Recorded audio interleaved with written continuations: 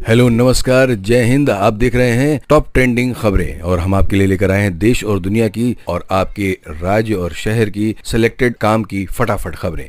लेकिन उससे पहले अगर आपने हमारे चैनल को सब्सक्राइब नहीं किया है तो चैनल को सब्सक्राइब करके बेल नोटिफिकेशन ऑन करें और इस वीडियो को ज्यादा से ज्यादा लाइक करें और शेयर करें। आप किस राज्य और शहर की ज्यादा खबरें देखना चाहते हैं हमें कमेंट करके बताएं, हम आपके राज्य और शहर की ज्यादा खबरें दिखा सकें। तो चलिए अब देखते हैं आज की फटाफट बड़ी खबरें। उत्तर प्रदेश सरकार ने सरकारी सेवकों के मृतक आश्रितों की भर्ती के नियमों में बड़ा बदलाव कर दिया है। अब मृतक आश्रितों को वही नौकरी मिलेगी जो समूह में उनके परिजन काम कर रहे थे। यानी अगर कोई सरकारी कर्मचारी अपनी सेवा के दौरान दुनिया छोड़ देता है तो उसके परिवार के सदस्य को उसी समूह में नौकरी दी जाएगी, न कि कोई ऊंचा पद। यह नया नियम कार्मिक विभाग ने मंगलवार को जारी किया है। आइए इस बदलाव को विस्तार से समझते हैं। पहले के नियमों के तहत अगर मृतक आश्रित की शैक्षिक योग्यता किसी ऊंचे पद के लिए उपयुक्त होती थी तो उसे उच्च पद पर नौकरी मिल सकती थी। उदाहरण के लिए, अगर कोई कर्मचारी निचले समूह में काम कर रहा था लेकिन उसके आश्रित की योग्यता ज़्यादा थी तो उसे ऊंचे समूह में नियुक्ति मिल जाती थी। लेकिन अब इस व्यवस्था को पूरी तरह बदल दिया गया है। भारत इस समय वर्ल्ड बैंक का सबसे बड़ा कर्जदार देश बन गया है। वर्ल्ड बैंक की हालिया रिपोर्ट के मुताबिक भारत पर 24.4 बिलियन डॉलर करीब 2 लाख करोड़ रुपए से अधिक का कर्ज है। इस सूची में भारत पहले स्थान पर है, जबकि इंडोनेशिया 21.3 बिलियन डॉलर के कर्ज के साथ दूसरे स्थान पर है। रिपोर्ट के अनुसार भारत के बाद Ukraine 16.6 billion dollar, Colombia 16.4 billion dollar, Brazil 15.5 billion dollar और फिलीपींस 14.7 बिलियन डॉलर के कर्जदार देशों की सूची में शामिल हैं। वहीं चीन 14.4 billion dollar, Mexico 13.8 billion dollar, तुर्की 12.7 बिलियन डॉलर और अर्जेंटीना 12.1 बिलियन डॉलर के कर्ज के साथ शीर्ष 10 देशों की लिस्ट में जगह बनाए हुए हैं। हरियाणा के किसानों के लिए दिवाली से पहले बड़ी राहत की खबर आई है। मुख्यमंत्री नायब सिंह सैनी ने बुधवार को चंडीगढ़ में प्रेस कॉन्फ्रेंस में किसानों के लिए कई महत्वपूर्ण घोषणाएं की हैं।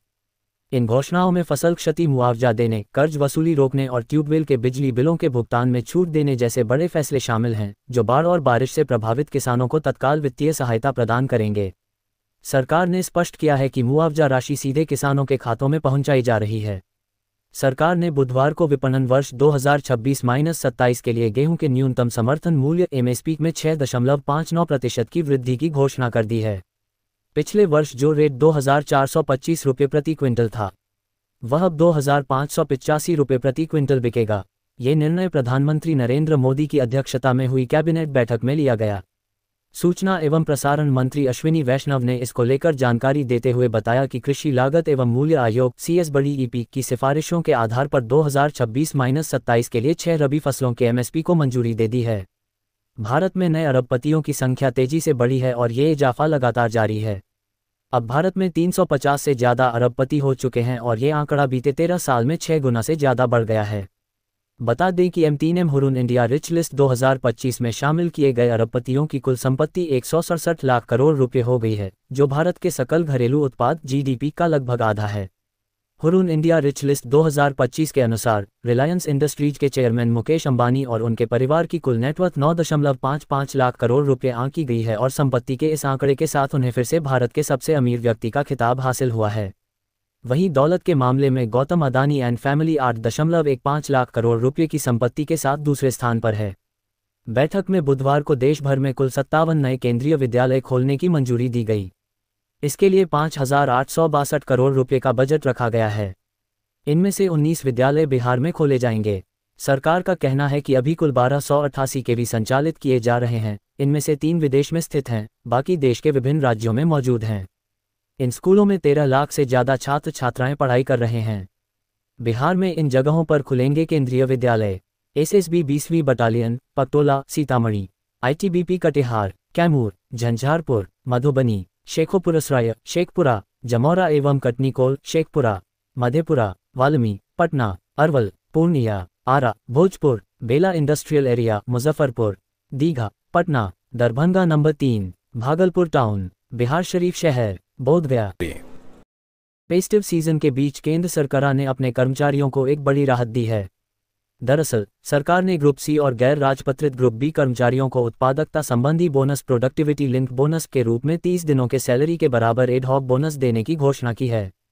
सोमवार को वित्त मंत्रालय द्वारा जारी आदेश में बताया गया कि 2024-25 के लिए बोनस की राशि 6,908 रुपये तय की गई है। बता दें कि यह बोनस उन सभी कर्मचारियों को मिलेगा जो 31 मार्च 2025 तक सेवा में रहे और जिन्होंने कम से कम लगातार 6 महीने काम किया हो। यदि किसी ने पूरा साल काम नहीं किया है तो उसे प्रो राटा आधार पर, यानी जितने महीने काम किया है उसके हिसाब से बोनस दिया जाएगा। 1 अक्टूबर 2025 से देश भर में कई नई मुफ्त सुविधाएं शुरू होंगी जो आम जनता के जीवन को सरल और सुखद बनाएंगी। ये योजनाएं स्वास्थ्य, शिक्षा, रेलवे, पेंशन, गैस और कई अन्य क्षेत्रों में महत्वपूर्ण बदलाव लेकर आ रही हैं। बच्चों और किशोरों का आधार बायोमेट्रिक अपडेट मुफ्त। 18 वर्ष से कम उम्र के बच्चों और किशोरों के आधार में बायोमेट्रिक डाटा अपडेटिंग सेवा निःशुल्क उपलब्ध होगी। इससे माता पिता को लाभ होगा और बच्चों की पहचान दस्तावेज को अपडेट रखना आसान होगा।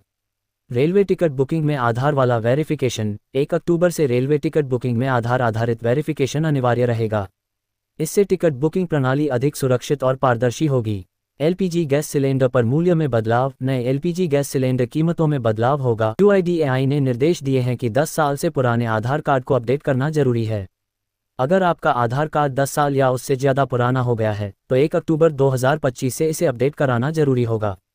अपडेट नहीं कराने पर कई सरकारी और गैर सरकारी सेवाओं का लाभ लेने में परेशानी हो सकती है। आधार अपडेट करने के लिए लोग यूआईडीएआई की वेबसाइट uidi.gov.in या एम-आधार ऐप के जरिए रजिस्टर्ड मोबाइल नंबर से बायोमेट्रिक अपडेट कर सकते हैं। इसके अलावा नज़दीकी आधार संपर्क केंद्र पर जाकर 50 रुपये बायोमेट्रिक और 30 रुपये डेमोग्राफिक अपडेशन फीस देकर आधार अपडेट किया जा सकता है। मौसम विभाग ने उत्तर प्रदेश IMD वेदर के 30 से ज़्यादा जिलों में गलत चमक के साथ जोरदार बारिश और तूफानी हवाएं चलने का अलर्ट जारी किया है।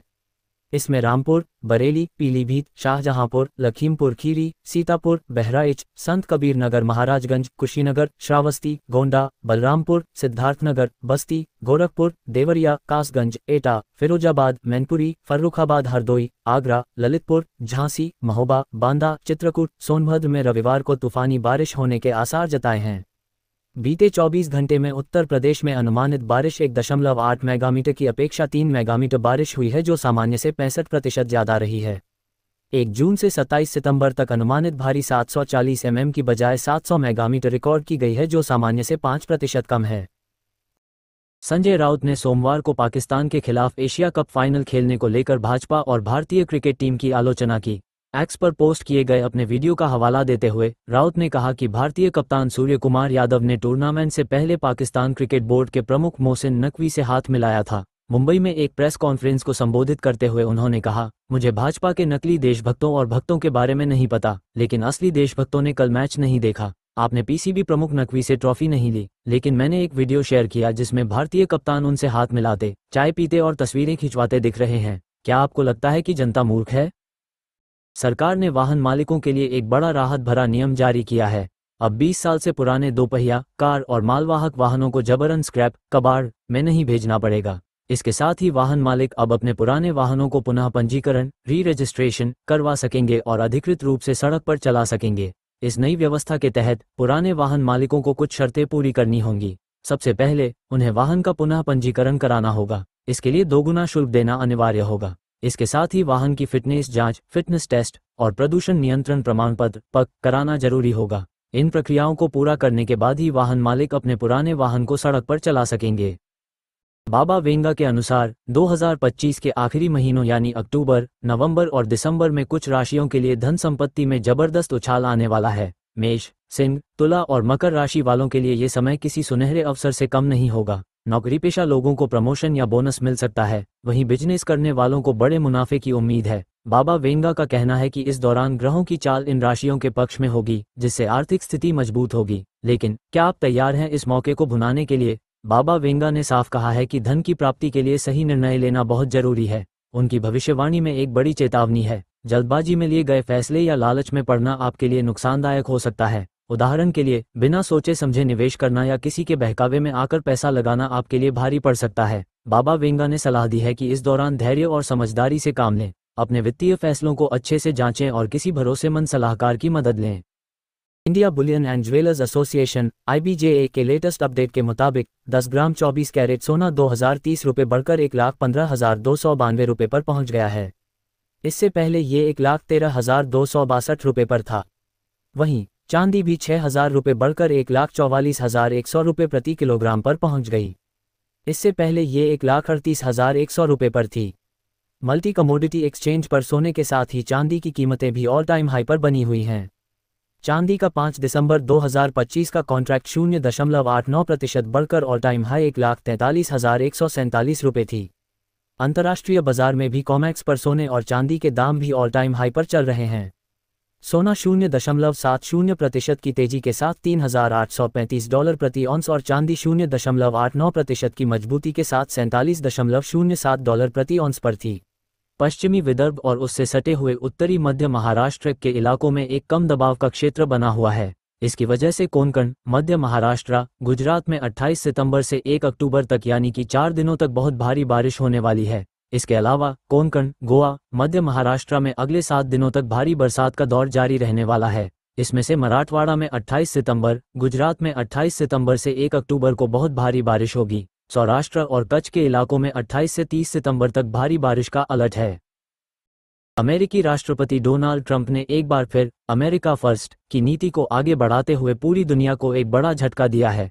ट्रंप ने सोमवार को घोषणा की है कि अमेरिका के बाहर निर्मित सभी फिल्मों पर 100% टैरिफ सीमा शुल्क लगाया जाएगा। माना जा रहा है कि ट्रंप के इस फैसले से भारतीय फिल्म उद्योग पर भी सीधा और गंभीर असर पड़ेगा, जिसका अमेरिकी बाजार में सालाना कारोबार अब $20 मिलियन तक पहुंच चुका है। ये घोषणा उन्होंने अपने सोशल मीडिया प्लेटफॉर्म पर साझा की।